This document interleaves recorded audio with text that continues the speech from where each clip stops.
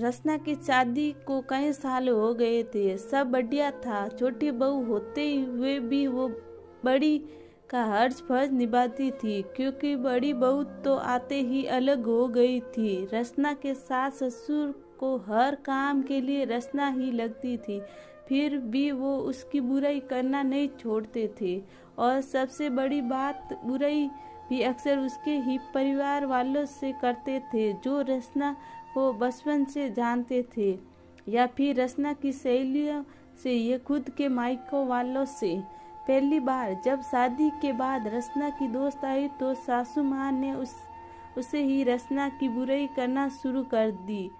जब रसना को पता लगा तो उसने अपने पति नीलेश से कहा, माँ जी की समझाया दिया कि कम से कम जो लोग उसे जानते हैं उनसे तो उसकी बुराई कर खुद की जंग हंसी ना करवाए, पर उन्होंने ना सुनी, बल्कि और ये आदत ही बन गई थी। आजकल तो वो अक्सर ये कहती ही, रसना तुम पहले ये काम अच्छा करती थी, अब नहीं करती हो, फिर भले ही वो कोई काम हो।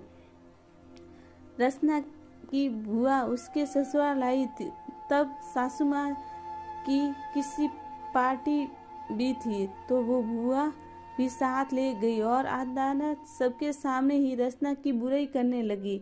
कहने लगी, रसना पहले सब अच्छा करती थी, अब कोई काम ठीक से नहीं करती, ना ठीक से रोटी बनाती, ना सब्जी, ना अच्छे से कपड़े पहनती है, ना बच्चों का ख्याल रखती है,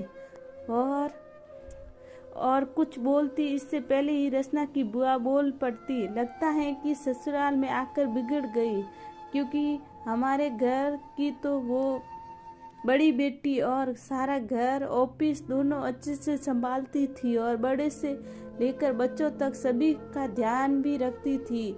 आपके यहाँ आकर बिगड़ गई। ऐसा कीजिए, महीने 2 महीने जमाई के साथ उसके मायके भेज दीजिए, हम सुधार कर भेज देंगे।